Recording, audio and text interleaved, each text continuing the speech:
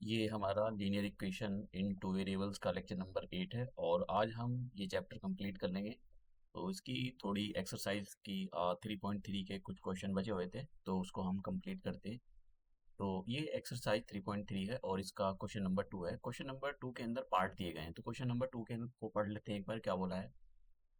एक तो इसने ये बोला कि form the pair of linear equations in the following problems and find their solutions if they exist by the elimination method. तो इसने यहाँ पर ये बोला है कि आपको एलिमिनेशन मेथड से पहले तो मतलब इक्वेशन फॉर्म करनी है और फिर उसके बाद में आपको एलिमिनेशन मेथड से उसको सॉल्व करना है। तो देखो ये हमारे पास जब भी मैंने एक क्वेश्चन पीछे भी कराया था सब्स्टिट्यूशन मेथड में भी मैंने आपको कराया था कि जब भी आपके के पास कोई फ्रैक्शन होता है तो कोई फ्रैक्शन इस टाइप का होगा। फ्रैक्शन आपने देखा होगा कि फ्रैक्शन आपको किस टाइप का मिलेगा, 7/9 इस टाइप का मिलता है।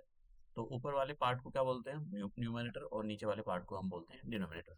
तो हमको ये नहीं पता है कि ये फ्रैक्शन किस फॉर्म का है, क्या 7/9 का है या 1/2 का है, किसका है कैसा, नहीं हमको नहीं पता है। तो इसलिए हम क्या काम करते हैं, हम अननोन वेरिएबल को लेट कर लेते हैं कि भाई ये इस टाइप का होगा और ये ऐसा होगा और हम इसको फ्रैक्शन में ऐसा कंसीडर करेंगे। तो हम यहाँ पर लेट करेंगे, लेट न्यूमिनेटर। तो सबसे पहले देखो, हम जब भी न्यूमिनेटर डिनोमिनेटर का क्वेश्चन आए तो उसमें दो तीन जो है दो लाइन जो है जरूर लिखनी है आपको। तो लेट करेंगे हम यहाँ पर, let numerator of the fraction.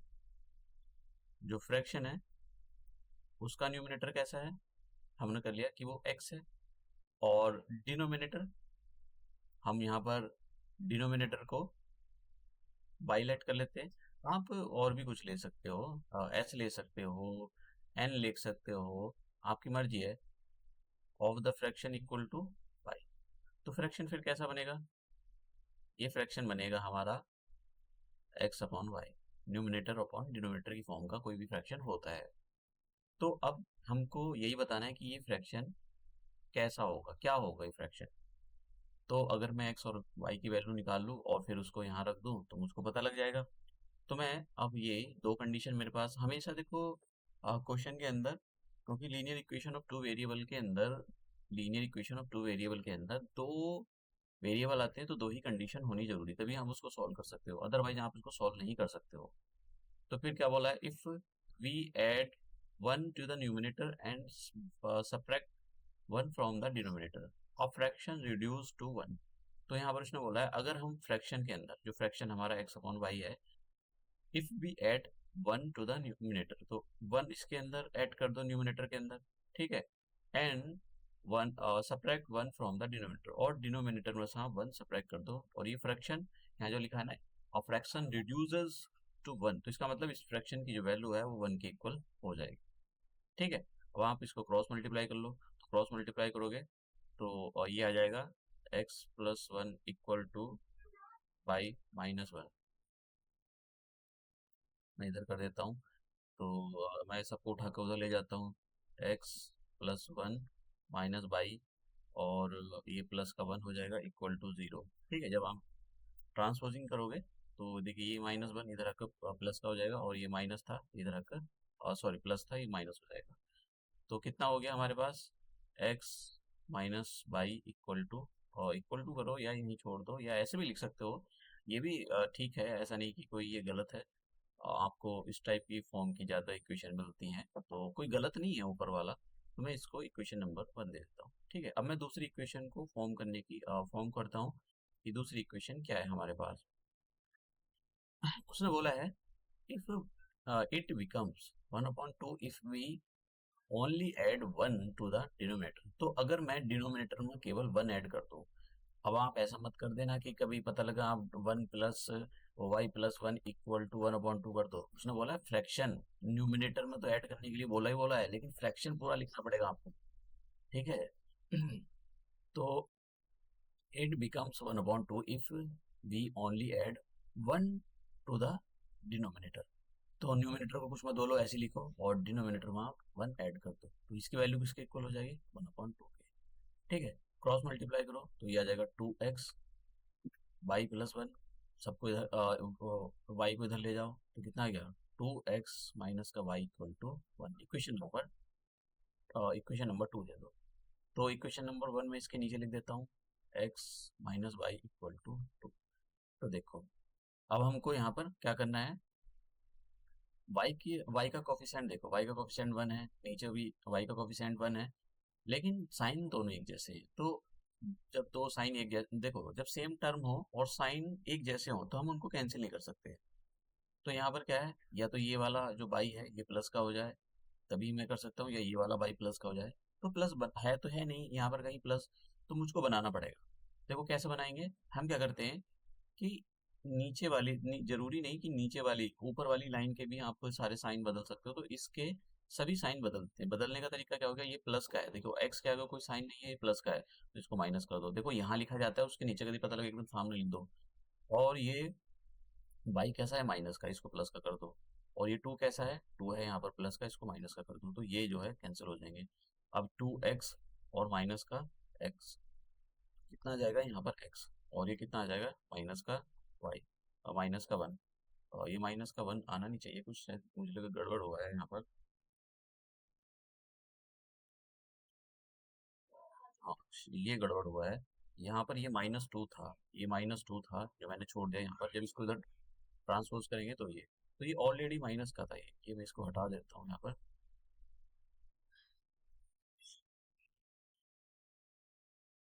ये -2 का था, तो कितना आ जाएगा, तो ये हो जाएगा प्लस का, और तो यहाँ पर कितना आ जाएगा, ये आ जाएगा 3। तो ये ठीक आ गया। तो x की वैल्यू हमारे पास कितनी आ गई, x की वैल्यू आ गई हमारे पास 3। ठीक है, तो मतलब x की वैल्यू आने का मतलब क्या हो गया, x की वैल्यू आने का मतलब ये हो गया कि हमको क्या मिल गया, हमको उसका वो जो फ्रैक्शन था, फ्रैक्शन का न्यूमरेटर मिल गया। अब हम डिनोमिनेटर निकालते हैं, फ्रैक्शन का डिनोमिनेटर निकालते हैं। तो फ्रैक्शन का डिनोमिनेटर कैसे निकालोगे, x की वैल्यू कहीं रख दो, इक्वेशन नंबर 1 में रख दो, इक्वेशन नंबर 2 में रख दो, आपकी मर्जी है। तो मैं यहाँ पर इक्वेशन नंबर 1 ले लेता हूँ। तो इक्वेशन नंबर 1 इक्वल टू क्या है, x minus y equal to minus का 2, और यहाँ पर x की वैल्यू रख देता हूँ 3, माइनस का y इक्वल टू माइनस का 2। इस 3 को उधर कर देता हूँ। देखो ये जो 3 है इधर प्लस का, इधर आने के बाद माइनस का हो जाएगा। तो कितना आ जाएगा, माइनस का 2 और माइनस का 3, तो कितना आ गया, माइनस का 5 आ गया। और माइनस से माइनस हटा दो, तो बाई की वैल्यू कितनी आ गई यहाँ पर 5। अब ये फ्रैक्शन क्या बन जाएगा, देखो फ्रैक्शन हमारे पास ये उसने पूछा था कि आप फ्रैक्शन बताओ, तो फ्रैक्शन क्या बना, फ्रैक्शन बना x अपॉन वाई। तो x की वैल्यू कितनी है 3 और y की वैल्यू कितनी है 5। तो ये हमारे पास हमारा आंसर आ गया। अब देखो आप इसको सब्स्टिट्यूशन मेथड से भी कर सकते हो। अगर किसी मेथड का नाम नहीं दे रखा है तब आप उसको सब्स्टिट्यूशन मेथड से कर सकते हो। तो कैसे करना था सब्स्टिट्यूशन मेथड से, आप बस मैं बता सॉल्व नहीं करूंगा, बताऊंगा आपको। जैसे हमारे पास दो इक्वेशन थी, एक इक्वेशन नंबर 1, तो इक्वेशन नंबर 1 से आप x की वैल्यू निकालो। ठीक है, ये इक्वेशन नंबर 1 की वैल्यू आ गई। और जो इक्वेशन नंबर 2 है उसमें रख दो, इक्वेशन नंबर 2 क्या थी, 2x माइनस का y इक्वल टू 1। बस यहाँ पर x की वैल्यू रख दो। ये सब्स्टिट्यूशन मेथड होता है। तो सब्स्टिट्यूशन मेथड में होता क्या है कि किसी भी एक इक्वेशन से एक वेरिएबल की वैल्यू निकाल कर दूसरी इक्वेशन में रख दिया जाता है, यही सब्स्टिट्यूशन मेथड है। ठीक है, तो अब हम जो है अपने नेक्स्ट क्वेश्चन की ओर चलते हैं। जैसे मैं बार बार बोलता हूँ कि ये जो हम क्वेश्चन कर रहे हैं ये एप्लीकेशन बेस्ड क्वेश्चन होते हैं। और नेक्स्ट क्लास में मैं जब भी मतलब नेक्स्ट क्लास में कराऊंगा तो मैं आपको जो सीबीएसई के कॉम्पिटेंसी बेस्ड क्वेश्चन के नाम पर वो क्या पूछते हैं वो सारी चीज़ें मैं आपको कराऊंगा। अब ये क्योंकि एनसीईआरटी खत्म हो जाएगी हमारी, तो देखो क्वेश्चन पढ़ते हैं क्या बोला है। 5 years अगो, तो मैंने आपको बताया था पीछे भी, अगर आपकी मतलब आपको किसी की प्रेजेंट एज के बारे में पता है, मान लेते हैं कोई पर्सन है और उसकी प्रेजेंट एज आज जो है 40 साल है। तो अगर हमको उसका 10 साल पहले जाना हो, ठीक है, 10 साल उसके पास्ट में जाना हो, तो हम क्या बताएंगे, हम करेंगे 40 - 10 इक्वल टू 30। तो हम ये बता सकते हैं कि उसकी जो 40 साल और सॉरी 10 साल पहले जो उसकी एज थी वो कितनी थी, 30 थी। अगर हमको फ्यूचर में जाना हो, हमको हमको ये बताना कि 20 साल के बाद इसकी एज कितनी हो जाएगी, तो इसकी प्रेजेंट एज में 20 साल प्लस कर दो तो कितना आ जाएगा, 60 years का वो हो जाएगा। तो फ्यूचर और पास्ट के बारे में आप जा सकते हो, तो बस आपको प्रेजेंट एज के बारे में पता होना चाहिए। ठीक है, तो यही ये जो चैप्टर है और ये एज वाले जो क्वेश्चन है इसमें यही कॉन्सेप्ट है।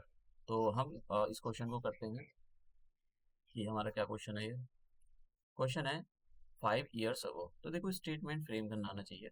नूरी was thrice as old as Sonu.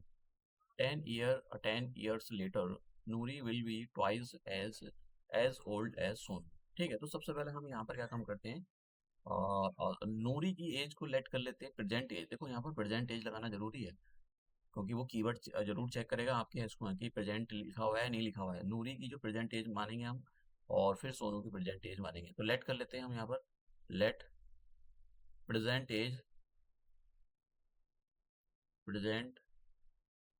As of Noori equal to x, ये हमने ले लिया। और हम प्रेजेंट एज ले लेते हैं किसकी, ऑफ सोनू। तो सोनू की प्रेजेंट एज ले लेते हैं बाई ईयर। आप ए बी सी डी भी ले सकते हो, ऐसा नहीं है कि भाई यही लेने जरूरी होते हैं। उसके बाद में अब यहाँ पर पढ़ते हैं। तो उसने बोला है कि 5 years ago, मतलब 5 साल पहले। 5 साल पहले, तो हम 5 साल पहले जाते हैं, दोनों की एज में 5-5 साल कम करेंगे। तो हम लिखेंगे यहाँ पर स्टेटमेंट में 5 years ago। तो हम यहाँ लिखते हैं 5 years ago, कॉमा लगाएंगे। नूरी की एज कितनी होगी 5 साल पहले, नूरी की एज कितनी होगी, तो age of the Noori, the age of Noori. तो 5 साल पहले नूरी की एज कितनी होगी, 5 साल कम कर दो उसकी प्रेजेंट एज में से। ठीक है, ऐसे ही हम सोनू की 5 साल जो है पीछे चले जाते हैं। तो सोनू की 5 साल, तो इसमें से आप क्या काम करो, 5 साल सोनू की प्रेजेंट एज में से 5 साल कम कर दो। तो आप जो है 5 साल मतलब 5 साल पीछे चले गए हो। अब क्या कह रहा है, आप पढ़ते हैं। पांच, ये इतना स्टेटमेंट पढ़कर मैंने ये सब कुछ फ्रेम कर दिया, ये पढ़कर। फिर अब पढ़ते हैं, Noori was thrice as old as Sonu. जो नूरी है, तो नूरी की जगह नूरी की एज यहाँ लिखेंगे। अब यहाँ पर समस्या आती है, नूरी की एज प्रेजेंट वाली लिखे, फिर ये 5 साल पहले वाली लिखे। देखो 5 साल पहले वाली लिखनी है, प्रेजेंट एज नहीं लिखनी है आपको यहाँ को। तो 5 साल पहले नूरी की एज कितनी थी, 5 साल पहले नूरी की एज थी x+5। अब क्या करना है, वॉज थ्राइस, थ्राइस का मतलब है 3 से मल्टीप्लाई करनी है। किसको 3 से मल्टीप्लाई करनी है, as old as Sonu. Sonu की जो 5 साल पहले एज थी, 5 साल पहले एज सोनू की कितनी थी, बाई -5। ये ये थी हमारे पास। तो आप अंदर मल्टीप्लाई करो तो कितना आ जाएगा, 3 बाई, और माइनस का 15, एक्स माइनस का 5। इस 5 को इधर ले आओ, और ये 3 बाई को इधर ले जाओ। तो ये क्योंकि हमको ये एलिमिनेशन मेथड से सॉल्व करना है, तो यहाँ पर आ जाएगा माइनस का 15, और यहाँ आ जाएगा प्लस का 5। तो कितना आ गया यहाँ पर, -10। तो x माइनस का 3y equal to 10। Equation number मैं 1 दे देता हूँ इसको। ठीक है, तो हमने यहाँ पर इतने स्टेटमेंट को पढ़कर, ये जो स्टेटमेंट लिखा था, इसको पढ़कर हमने इतना ये सब कुछ लिखा है। और देखो इस वाली जो ये जो था 5 years अगो, इसको पढ़कर मैंने ये स्टेटमेंट फ्रेम किया। देखो मैं बार बार बोलता हूँ, क्वेश्चन को डिकोड करना आना चाहिए। ठीक है, बच्चों को क्या होता है ना, ऐसा आदत लग जाती है रटने वाली।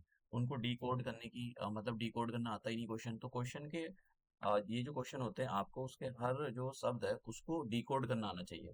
ठीक है, आगे चलते हैं हम।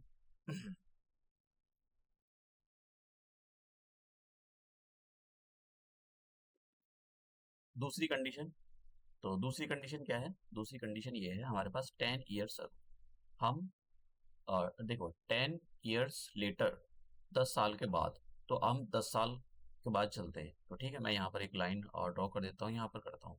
ठीक है, तो आफ्टर 10 years, तो मैं यहाँ लिखता हूँ आफ्टर 10 years, आफ्टर 10 years। तो नूरी की एज कितनी होगी, एज ऑफ नूरी, नूरी की एज कितनी होगी। देखो प्रेजेंट एज में आप 10 साल प्लस कर दो, तो प्रेजेंट एज कितनी नूरी की, एक्स, इसमें 10 साल प्लस कर दो। ठीक है, क्योंकि आप 10 साल के बाद चले मतलब जो प्रेजेंट एज है, अगर उसमें आपने 10 साल और 10 years प्लस कर दिया, तो आप इसका मतलब 10 साल आगे चले गए हो। ठीक है, ये जो एज नूरी की बात हो रही है यहाँ पर, ये 10 साल के बाद की बात है। अब हम सोनू की एज में भी जाते हैं। तो 10 साल के बाद सोनू की एज कितनी होगी, सोनू की एज होगी 10 साल के बाद सोनू। तो सोनू की एज में आप 10 साल प्लस कर दो। आप समझ रहे हो ना, फ्यूचर में जा रहे हैं। तो अब हम ये इतना सा स्टेटमेंट मैंने पढ़ा और इतने से स्टेटमेंट से पढ़कर मैंने ये सारी चीजें लिख ली। ठीक है, अब आगे बढ़ते हैं। नूरी विल बी ट्वाइस, जो नूरी की 10 साल के बाद एज है, ये कितनी, x+10। तो हम क्या करते हैं यहाँ पर, इसको लिखते हैं कि x+10 equal to twice. Twice का मतलब 2 से मल्टीप्लाई करना है हमको। किसको मल्टीप्लाई करना है, एज ओल्ड एज सोनू। तो सोनू की एज 10 साल बाद कितनी थी, y+10। ठीक है, तो आप यहाँ पर मल्टीप्लाई करो अंदर, 2y प्लस का 20 और x+10। अब आप काम करो, इसको इधर ले आओ, तो कितना आ गया, x माइनस का, ये इधर प्लस का था, इधर आपको माइनस का हो जाएगा, और ये प्लस का 10 इधर, प्लस का 10 था और इधर ले जाओगे तो ये माइनस का हो जाएगा।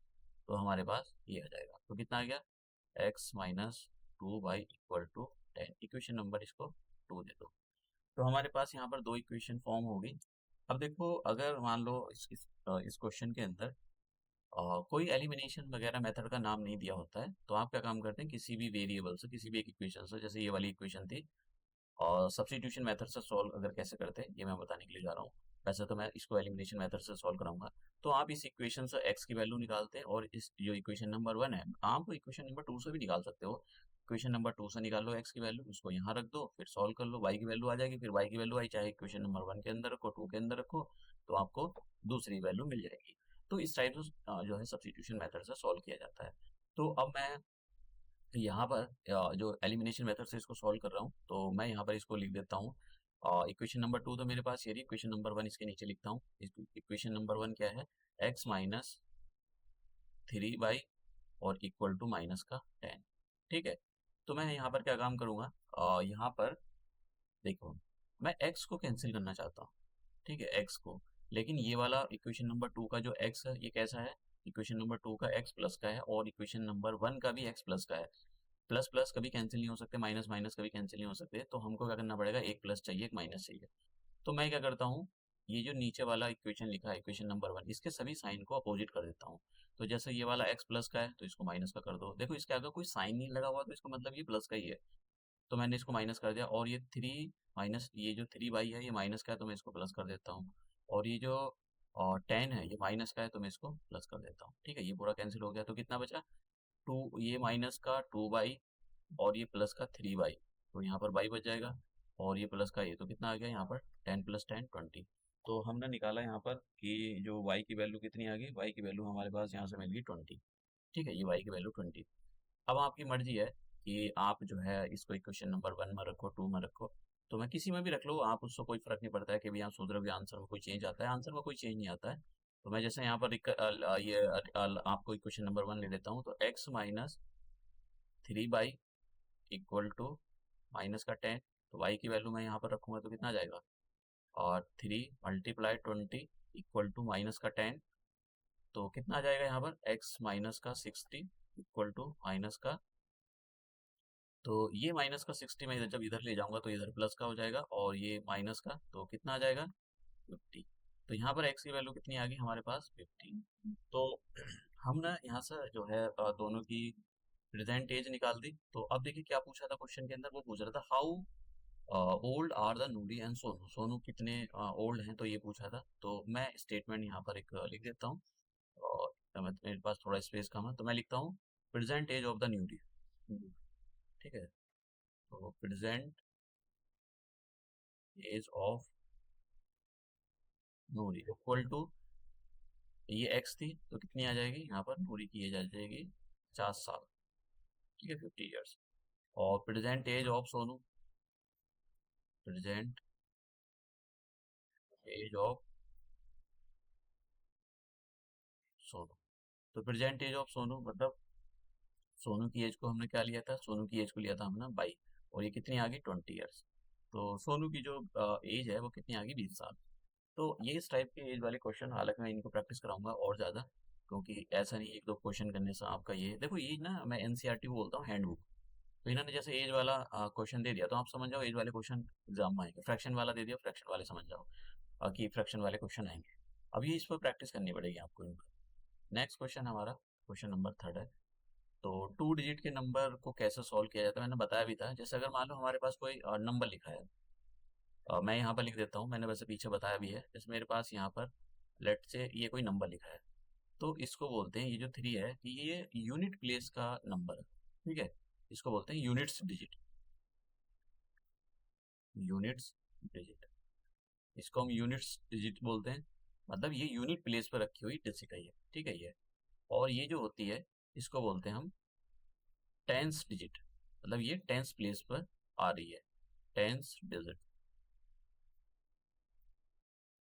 और अगर मैं इस नंबर के जो डिजिट है उसको इंटरचेंज कर दूं, तो इंटरचेंज करने से क्या होता है, डिजिट 2 की जगह 3 आ जाएगा और 3 की जगह 2 आ जाएगा। तो ये जो नंबर मिला, ये कैसे मिला, इंटरचेंज करने से, डिजिट को इंटरचेंज करने से। तो ये जो नंबर था मेरे पास 23, इसको हम ओरिजिनल नंबर या नंबर ही बोलते हैं। और ये जो 23 मिला जिसकी डिजिट को हमने रिवर्स कर दिया, इंटरचेंज कर दिया, तो इसको बोलते हैं हम न्यू नंबर। तो ठीक है, तो न्यू नंबर और ओल्ड नंबर में क्या फर्क है जरा देखते हैं। तो देखो, अगर इसको नंबर को आप लिखना चाहो, जो जैसे कैसे हम सॉल्व करते हैं, तो आप इसको 23 को ऐसे लिख सकते हो 20+3। और 20+3 को क्या मतलब हो गया, 20+3 का मतलब ये हो गया कि आप 20 को तो ऐसे लिख सकते हो 2 और 10 × 2+3, ठीक है। और इसको ऐसे लिख सकते हो आप, ये जो यहाँ पर 23 था, ये जो ऊपर तो 23 था, मैंने यहाँ पर ये गलत लिख दिया, 32 बनेगा ये इंटरचेंज करने से, डिवाइड वो चेंज करने से, ठीक है। दोनों एक ही नंबर लिख देते, तो यहाँ पर कैसा नंबर बनेगा, ये नीचे वाला ये बनेगा 30+2। तो इसका क्या मतलब हो गया, इसका मतलब ये हो गया कि 10 × 3+2। तो जितने भी 2 डिजिट के नंबर होते हैं ना, उनकी जो फॉर्म होती है, अगर मैं उनकी फॉर्म को ऐसा कंसीडर करूं, तो उनकी जो फॉर्म होती है वो हमेशा ऐसी होती है, 2 डिजिट के नंबर की। आप समझ रहे हो, 2 डिजिट का जो नंबर होगा उसकी फॉर्म, जनरल फॉर्म ये होती है 10/+x। आप इसको ऐसे भी ले सकते हो, अगर आपने मान लो नंबर को ऐसे लिया है, ये लिया है, तो उसकी फॉर्म ये हो जाएगी, ठीक है। लेकिन फॉर्म यही होगी, 10 आएगा और यहाँ पर कोई डिजिट लिखी हुई होगी, प्लस लगा हुआ होगा और यहाँ पर कोई डिजिट लिखी हुई होगी। तो ये 2 डिजिट का जो है जनरल फॉर्म होती है। अब मैं यहाँ पर आपको ये क्वेश्चन सॉल्व कराता हूँ कि कैसा है। देखो, जैसे मैं बार बार बोलता हूँ, क्वेश्चन को डिकोड करना आना चाहिए आपको, क्योंकि क्वेश्चन के अंदर बहुत सारी इन्फॉर्मेशन छिपी हुई होती है। तो अगर आप उसको निकाल पा रहे हो, एक्सट्रैक्ट कर पा रहे हो और अपना जो इक्वेशन है उसको फॉर्म कर पा रहे हो, तो ऐसा नहीं है कि कोई बच्चों के इस पे जो रिजल्ट आया था मैथ में, मैंने देखा था बहुत सारे बच्चों के पूरे में से पूरे मार्क्स आए हैं साइंस के अंदर, मैथ के अंदर। तो पूरे में से पूरे मार्क्स लाना कोई ऐसा नहीं है कि कोई रॉकेट साइंस है, आप बड़े आसानी के साथ स्कोर कर सकते हो। लेकिन कंडीशन वही है कि आपको जो है बार बार प्रैक्टिस करने की जरूरत होती है, ठीक है। तो ऐसा नहीं कि केवल आप एनसीईआरटी के 4 पन्ने पलट लो तो बस हो जाएगा। तो पढ़ते हैं यहाँ पर। तो जब भी 2 डिजिट का नंबर आए तो आपको स्टेटमेंट यहाँ पर जो फ्रेम करनी है, कुछ स्टेटमेंट 2 डिजिट का नंबर देखते हो कि साथ ही आपको, जैसा 2 डिजिट का आपने नंबर देखा तो आपको स्टेटमेंट फ्रेम करनी है। क्या फ्रेम करनी है, लेट करेंगे यहाँ पर, let units digit of a 2 digit number, 2 digit number. तो हमारे पास यूनिट प्लेस पर जो डिजिट रखी हुई है उसको हम एक्स ले लेते हैं, और टेंस प्लेस पर जो डिजिट रखी हुई है, तो टेंस प्लेस पर tens digit of a 2 digit number, जो 2 डिजिट का नंबर है उसकी टेंस प्लेस पर कितनी डिजिट है, हमने ये लेट कर दिया। तो नंबर कैसा बनेगा हमारे पास, ये जो नंबर बनेगा ये कुछ ऐसा होगा, ये एक्स की ये जो यहाँ पर है ये यूनिट प्लेस होता है, ये टेंस प्लेस होता है, और इसको आप कैसे लिख सकते हो, इसको आप ऐसे लिख सकते हो। आप समझ में आया। तो इसको हम अभी यहाँ पर इक्वेशन नंबर 1 डाल देते हैं। ये हमारे पास, ये सारा इन्फॉर्मेशन मैंने केवल 2 डिजिट के नंबर को रीड किया है, इतना इन्फॉर्मेशन मैंने ये तब लिखा है। आप समझ रहे हो, ये जो इन्फॉर्मेशन मैंने यहाँ पर लिखी है इतनी सी, वो इसको रीड करके मैंने लिखी है, यहाँ पर डिकोड किया है मैंने इतने वाले पार्ट को। अब मैं पूरा पढ़ने के लिए जा रहा हूँ। देखो सम, देखो सॉरी, अगर मेरे पास ये जो नंबर लिखा है, मैं यहाँ पर कोई नंबर ले लेता हूँ, तो इनको बोलते हैं डिजिट। जैसे यहाँ पर 2 क्या है, 2 एक डिजिट है और 5 एक डिजिट है। अगर ये बोला जाए sum of digit, sum of digit का मतलब होता है 2+3। आप समझ रहे हो, 2+3। तो सम ऑफ डिजिट, पहले क्वेश्चन के अंदर ऐसी ऐसी इंफॉर्मेशन को देखना आता है, कहीं लिखा तो नहीं है। तो यहाँ पर क्या बोला है, the sum of the digits, digits का सम, किसका डिजिट का sum, of a 2 digit number is 9। तो ये कह रहा है कि जो 2 डिजिट का नंबर आपने बनाया, ये ये एक ही बात है, तो इनकी जो डिजिट है एक्स और वाई, इनका सम कितना है 9। तो हमारे पास पहली इक्वेशन क्या बनेगी, x plus y equal to 9। तो हमारे पास ये इक्वेशन नंबर 2 बनती है। ठीक है, ये उसके बाद में अगर हम पढ़ते हैं ऑल्सो 9 टाइम्स दिस नंबर, कौन से नंबर, ये वाला जो, इस नंबर का अगर आप 9 टाइम्स कर दो, is twice the number obtain by reversing the order of digits. तो ये कह रहा है, ये बहुत इंपॉर्टेंट है ये वाली इन्फॉर्मेशन, यहाँ पर वो कह रहा है कि अगर आप देखो, ये हमारे पास नंबर है, ये जो मिला, तो न्यू नंबर मिला हमारे पास। न्यू नंबर कैसे मिलेगा, न्यू नंबर है, मैं यहाँ पर लिख लेता हूँ, लिखने की जरूरत नहीं है, न्यू नंबर। तो ये न्यू नंबर कैसे मिलता है, न्यू नंबर मिलता है, उसने बोला है कि अगर आप ये जो 2 डिजिट का नंबर लिखा हुआ है बाई एक्स, या फिर ये, इसकी डिजिट को आप रिवर्स कर दो, इंटरचेंज कर दो, तो आपको एक नया नंबर मिल जाएगा। तो मैं क्या करता हूँ कि डिजिट को इंटरचेंज करने का मतलब ये हो गया। और इसको क्या लिख सकते हो, इसको आप ऐसे लिख सकते हो, आप समझ रहे हो, ये जो एक्स होता है इसके साथ में 10 से मल्टीप्लाई कर दो, प्लस का साइन लगाओ और इसके साथ में वाई। तो इक्वेशन नंबर इसको हम इक्वेशन नंबर हम इसको 2 दे देते हैं, जरूरी नहीं है 3 दे देते हैं, जरूरी नहीं है वैसे तो, इसके तो कोई मतलब नहीं यहाँ पर, लेकिन फिर भी पूछ सकता है। अब पढ़ते हैं फिर से, उसने बोला है 9 टाइम्स द नंबर, किसका ये नंबर, ये जो नंबर लिखा है ये, इसका 9 टाइम्स करो। तो मैं क्वेश्चन लिखने के लिए जा रहा हूँ कि भाई वो यहाँ पर क्या कह रहा है, इस नंबर का 9 टाइम्स। देखो यहाँ पर नंबर नहीं बोला कि जो न्यू नंबर है ये क्या, केवल नंबर बोला है यहाँ पर, ठीक है, नंबर, दिस नंबर यहाँ पर, तो ये केवल इसी नंबर की बात कर रहा है यहाँ पर। तो इस नंबर का मैं 9 टाइप्स कर देता हूँ। ठीक है, तो कितना है ना मेरे पास, अब यहाँ पर ये वाला नंबर काम नहीं करता है, ठीक है, ये वाला आपको फॉर्मेट लिखना पड़ता है, इक्वल टू, इसकी जगह इक्वल ट्वाइस, टू का मतलब 2 से मल्टीप्लाई करनी है, the number obtain by reversing the order, जो नंबर हमको डिजिट को रिवर्स करने से मिला, ये मिला, इसका ट्वाइस कर दो। आप समझ रहे हो, ये हमारे पास बना। तो अंदर मल्टीप्लाई कर देता हूँ मैं यहाँ पर, तो कितना आ जाएगा 90 बाई, और 9x, इधर 2 की मल्टीप्लाई कर देता हूँ,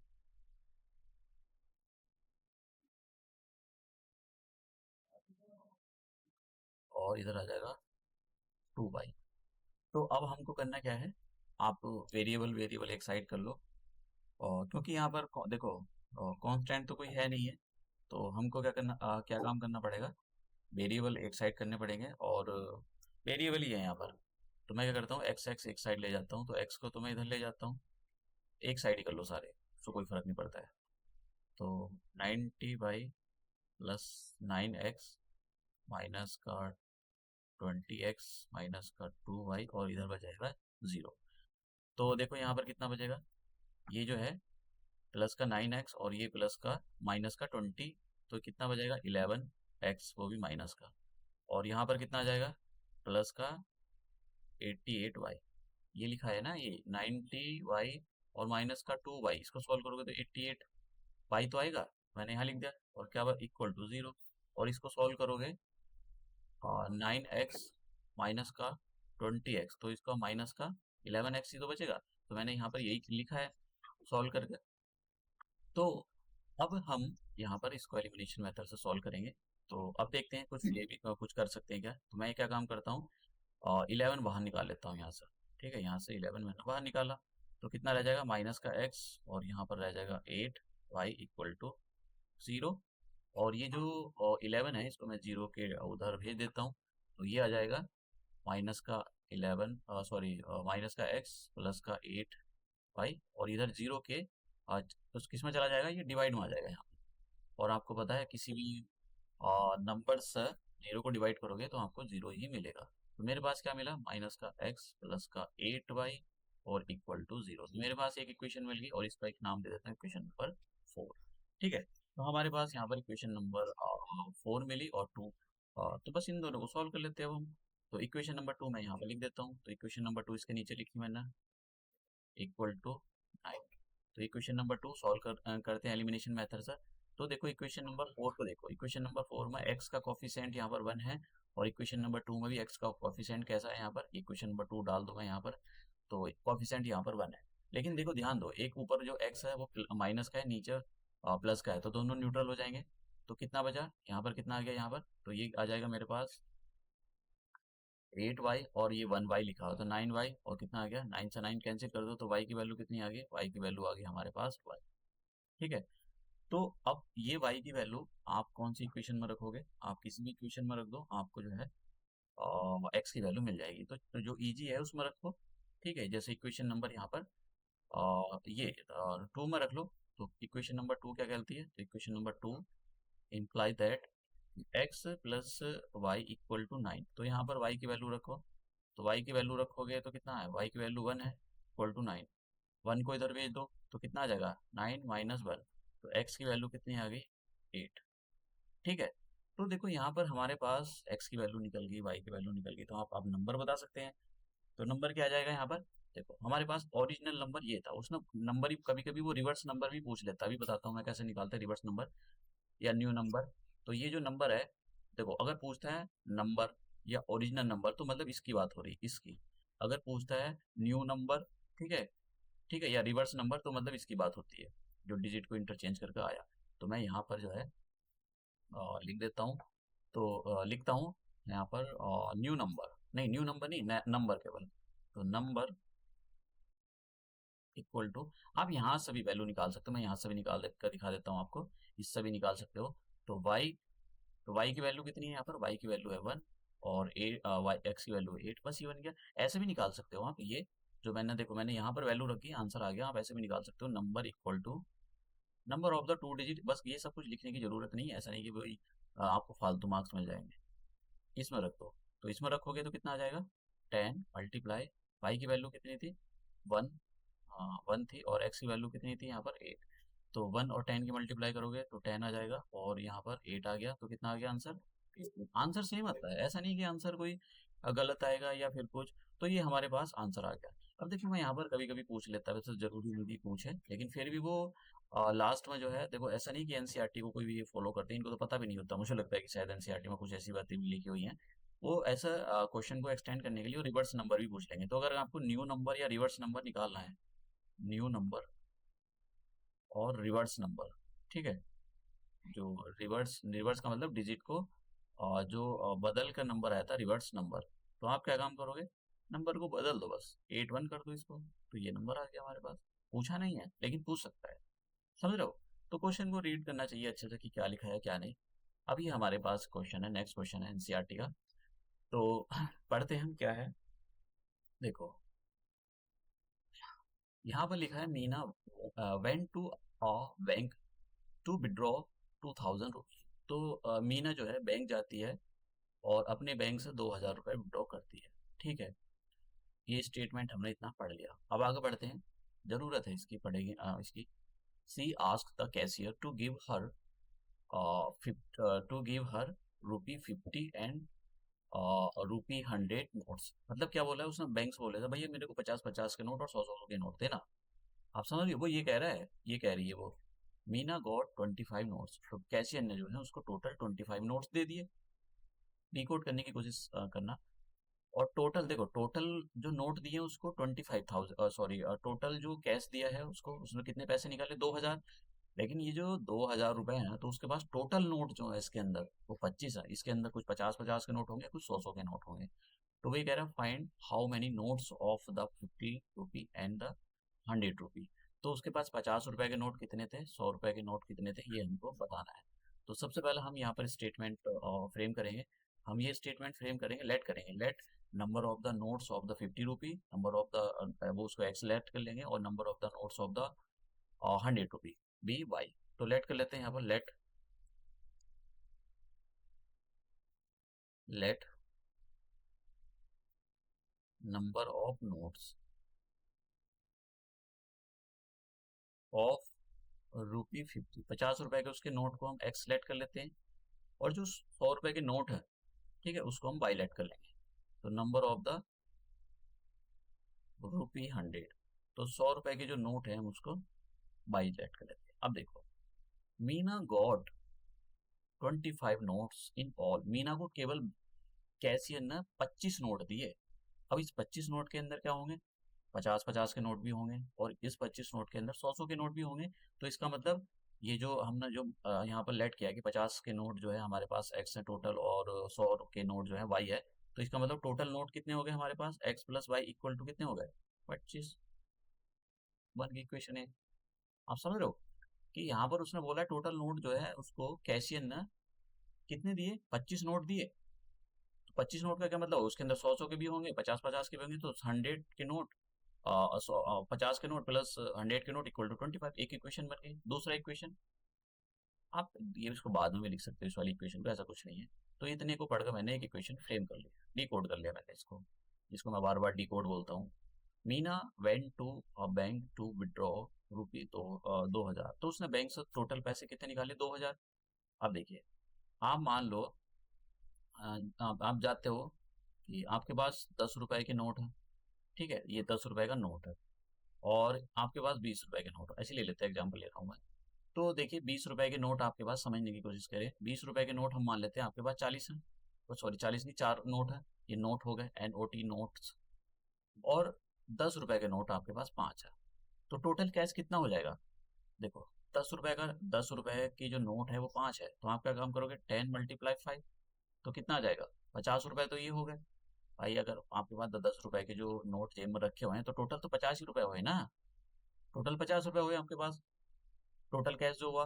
और उसके बाद में 20 रुपए की जो आपके पास 4 नोट है, तो इसका क्या मतलब हो गया, इसका मतलब ये हो गया कि 20 × 4 80। तो इसके बाद आपके पास टोटल जो नोट है वो 20-20 रुपए के 4 हैं, तो 4 से मल्टीप्लाई कर दिया 20 को, तो कितना आ गया, 80। तो इसके बाद आपके पास 80 रुपए और 50 रुपए, तो टोटल कैश कितना है आपके पास, 50 रुपए प्लस 80 रुपए, यही तो हो गया।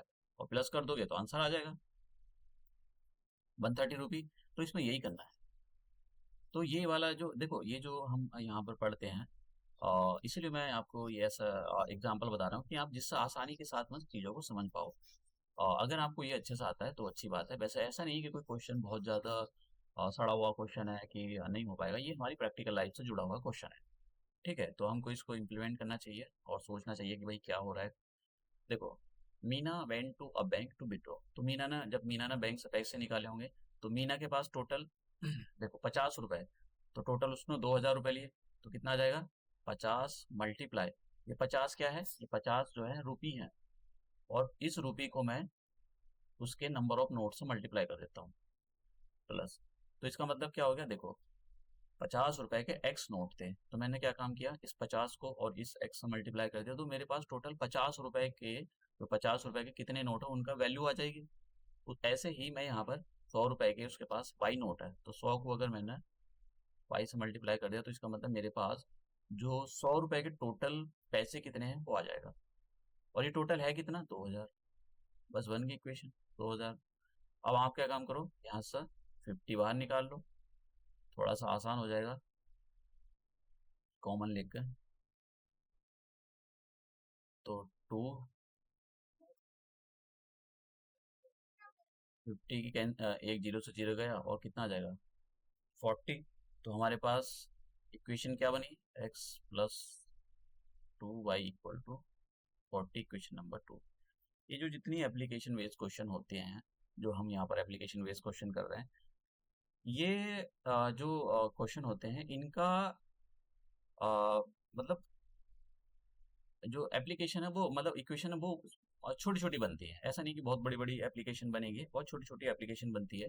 तो ऐसा नहीं है कि मतलब एप्लीकेशन इनकी बहुत ज़्यादा बड़ी बड़ी बनती वो ये इक्वेशन बड़ी बड़ी बनती है, छोटी छोटी इक्वेशन बनती है, बस ये है कि आप उसको बना पाओ इक्वेशन को, ये जो जो भी एप्लीकेशन है उसको आप बना पाओ। तो ठीक है, अब हम इसको सॉल्व करते हैं। इक्वेशन नंबर 2 और इक्वेशन नंबर 1 को सॉल्व कर लेते हैं, तो कितना आ जाएगा, यहाँ पर इक्वेशन नंबर 1 लिख देता हूँ इसके नीचे में। तो अब देख रहे हो आप, ये क्वेश्चन नंबर 1 है, तो साइन को अपोजिट कर लो, तो ये माइनस का, ये भी माइनस का, ये भी माइनस का, कैंसिल, तो कितना आ गया, वाई की वैल्यू कैंसिल करो, तो कितना बचा, 5 1। तो हमारे पास वाई मतलब हमारे पास 100 के नोट कितने आ गए, 100 के नोट आ गए हमारे पास 15, ठीक है। तो अब ये y की जो वैल्यू है किसी भी एक इक्वेशन में रख दो, इक्वेशन नंबर 1 में रख दो। तो मैं यहाँ पर इक्वेशन नंबर 1 में रखने के लिए जा रहा हूँ ये वैल्यू। तो इक्वेशन नंबर 1 इम्प्लाइज दैट क्या है, x plus y equal to 25। तो y की वैल्यू रखो यहाँ पर, कितनी है 15। तो कितना आ जाएगा 25। तो x इक्वल टू 25 माइनस का 15, तो कितना आ गया 10। तो इसका क्या मतलब निकला ये, इसका मतलब ये निकला कि हमारे पास जो नंबर ऑफ नोट है, 50 रुपए के नोट जो है वो कितने हैं 10 है। तो ऐसे लिख लेते हैं, तो नंबर ऑफ, ऐसे लिखते हैं नंबर ऑफ नोट्स ऑफ ₹50 कितने हो गए, ₹50। तो हमारे पास 50-50 के कितने नोट हैं 10, और 100-100 के कितने नोट हैं हमारे पास, 100-100 के नोट हमारे पास कितने हैं, 100-100 के नोट हमारे पास 15। आप समझ रहे हो। तो आप चेक भी कर सकते हो कि भाई 100-100 के नोट आपके पास 15 है, तो कितने आ जाएंगे, टोटल कितना हो जाएगा 50 मल्टीप्लाई 10 प्लस 5 ये, तो कितना आ जाएगा यहाँ पर 500 ये, और 15 से ये हो जाएंगे, तो कितना हो गया टोटल 2000। बस इसका मतलब आंसर ठीक है हमारा। तो ये ऐसा मतलब कोई ऐसा नहीं है कि भाई उसने बहुत हार्ड एंड फास्ट क्वेश्चन था, बड़ा सिंपल सा क्वेश्चन था। तो हम अपना नेक्स्ट क्वेश्चन पर चलते हैं।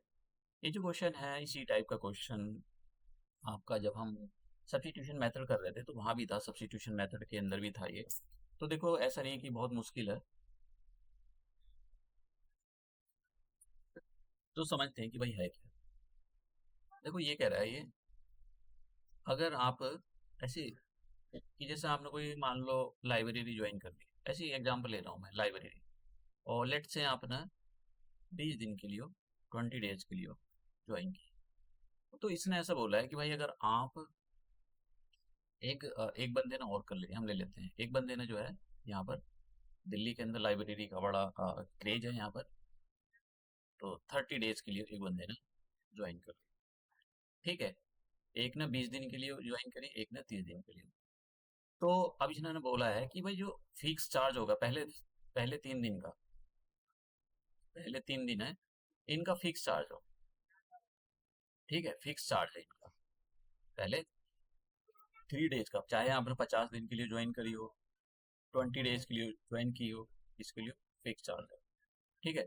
और ये जो बचे दिन, कितने दिन बच गए, 17 दिन इसके बच गए, और 27 दिन इसके बच गए। मैं ऐसी एग्जांपल ले रहा हूँ, ये कोई क्वेश्चन में लिखा हुआ नहीं 27-27, ये तो मैं समझा रहा हूँ। तो भाई फिर इसके हिसाब से आपको जैसे 17 दिन बच गए, तो फिर भैया इसके हिसाब से पर डे के हिसाब से आपको देना पड़ेगा, इसका इनका कुछ चार्ज होगा पर डे, कुछ चार्ज होगा कि भैया पर डे के हिसाब से हमारा जो है 10 रुपए का चार्ज है पर डे का। तो 1-2 दिन आओगे तो 20 रुपए, 3 दिन आओगे तो 30 रुपए, 4 दिन आओगे तो 40 रुपए। तो अगर 17 दिन आते हो तो आपको भैया इतने पैसे देने पड़ेंगे, 170 रुपए देने पड़ेंगे, ठीक है, ये बात है। तो यही क्वेश्चन है, आप समझ रहे हो, मैं यहाँ पर मतलब बता रहा हूँ कि क्या क्वेश्चन है, कैसे करना है इसको। तो अब हम चलते हैं, तो पहले 3 दिन का चार्ज यहाँ पर फिक्स है, वो नहीं बदलेगा। हो सकता है 20 रुपए ही चार्ज हो इसको, भाई पर डे के हिसाब से नहीं लगा, पहले 3 दिन का चार्ज फिक्स है, और इसको भी 3 दिन का चार्ज अगर 20 रुपए है तो फिक्स देना पड़ेगा इसको, ठीक है, पर डे के हिसाब से नहीं लगे। तो मैं यहाँ पर यही जो है आपको इस क्वेश्चन के अंदर यही चीजें बताना चाहता था कि कैसे डिकोड किया जाता है क्वेश्चन को। मैंने मतलब ऑलरेडी रीड कर रखा है, तो मैं बताना चाहता था कि ये क्वेश्चन कैसे होगा। अब पढ़ते हैं हम क्वेश्चन को। देखो, लैंडिंग लाइब्रेरी है एज अ फिक्स चार्ज, ठीक है, एक लैंडिंग लाइब्रेरी है, उसका फिक्स चार्ज है, ठीक है, किताब देती होगी तो उसका फिक्स चार्ज होगा। फॉर द फर्स्ट 3 डेज, अगर आप 3 दिन ज्वाइन करते हो तो 3 दिन का जो है मतलब fix charge, an additional charge for each day there, और उसके बाद जो है एडिशनल चार्ज स्टार्ट हो जाएगा। आप समझ रहे हो। तो मतलब एडिशनल चार्ज का मतलब होता है पर डे के हिसाब से आपको देना पड़ेगा। तो हम यहाँ पर क्या लेट कर लेते हैं, एक तो फिक्स चार्ज को लेट करते हैं कि फिक्स चार्ज कितना देना पड़ेगा उसको 3 डेज का, और फिर उसके बाद में जो उसका 3 दिन के बाद जो चार्ज लगेगा हम उसको लेट करेंगे। तो हम यहाँ पर लेट कर लेते हैं, let fix charge for the first 3 day is x, let कर लेते हैं, late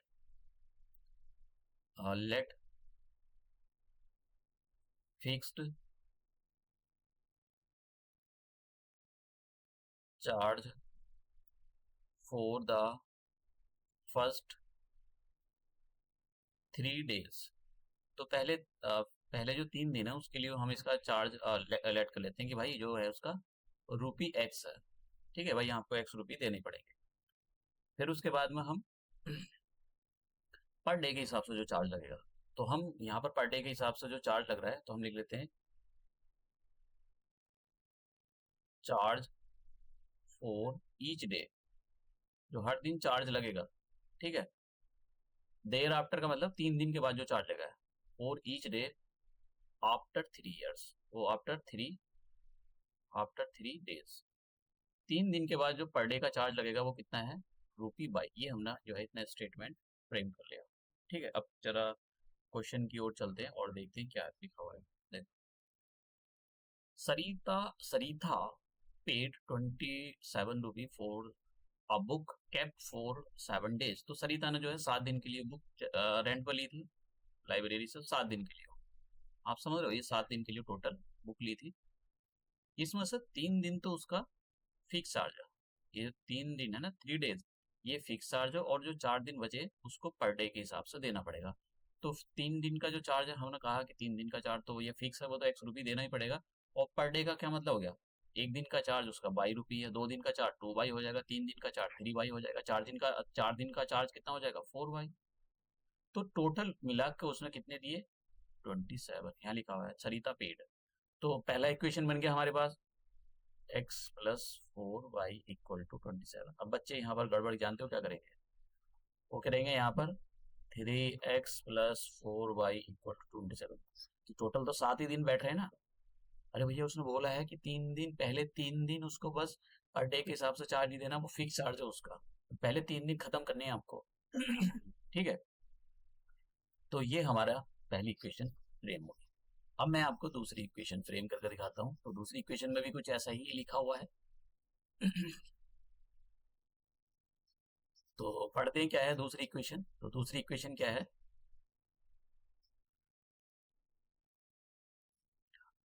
while Susi paid 21 rupee for the book she kept for 5 days। जो सूसी है, सूसी ने कितने दिन बुक रखी, 5 दिन। तो हम लिख लेते हैं 5 दिन सूसी ने बुक रखी यहाँ पर। ठीक है, टोटल जो है 5 दिन तक उसने बुक अपने पास रखी। 5 दिन में तो 3 दिन जो होंगे उसके वो फिक्स चार्ज देना पड़ेगा उसको। ये जो 3 दिन है इसमें इसको फिक्स चार्ज देना पड़ेगा एक्स रुपी। और जो अलग से 2 दिन बचे अब जा, तो उसको पर डे के हिसाब से देना पड़ेगा। 1 दिन का उसको बाई रुपी देना पड़ रहा है, 2 दिन का उसको 2 बाई देना पड़ेगा। तो एक तो फिक्स चार्ज प्लस 2 बाई, तो मिलाकर टोटल कितने देने पड़े उसको, 21 रुपए। तो हमारे पास दूसरी इक्वेशन भी फॉर्म होगी। तो हमारे पास दूसरी इक्वेशन क्या आ गई,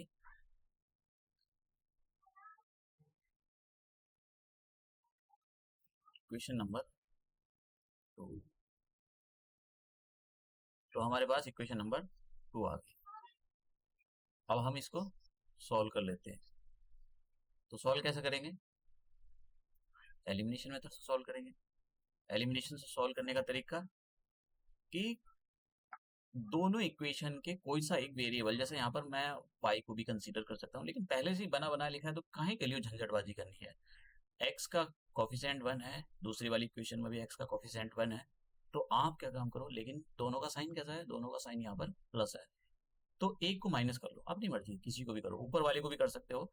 तो ये प्लस का है माइनस कर दो, ये प्लस का है माइनस कर दो, ये प्लस का है माइनस कर दो, इनको न्यूट्रल कर दिया। 4y में से 2y कम करो, 2y बचा। 27 में से 21 करो, 6 बचा, तो कैंसिल कर दो 3। y की वैल्यू 3 आ गई, y की वैल्यू उठाकर किसी भी इक्वेशन में रख दो। तो y की वैल्यू उठाओ और किसी भी इक्वेशन में रख दो। तो मैं इक्वेशन नंबर यहाँ पर और 2 में रख रहा हूँ। तो इक्वेशन नंबर 2 क्या है, x plus 2y equal to 21। और यहाँ पर x की वैल्यू, y की वैल्यू कितनी है 2, तो सॉरी 3। तो कितना आ जाएगा यहाँ पर x प्लस 6। देखो, बहुत सारी चीज़ें आप कट भी कर सकते हो, ऐसा नहीं कि इसमें से हर चीज़ छोटे छोटे स्टेप आपको दिखाने होते हैं। तो मैं आपको सॉल्व करके दिखा रहा हूँ, इसलिए वो थोड़ा सा ऐसा लग रहा है। अगर अदरवाइज आप इसको जो है बहुत सारी चीज़ों से कट करके कर सकते हो। तो कितना आ गया यहाँ पर 21 माइनस का 6, तो कितना आ जाएगा। तो x की वैल्यू कितनी आ गई यहाँ पर, x की वैल्यू आ गई 15। तो इसका क्या मतलब निकला, इसका मतलब ये निकला कि जो फिक्स चार्ज है पहले 3 दिन का वो 15 रुपए है। तो फिक्स चार्ज है, fix charge for the first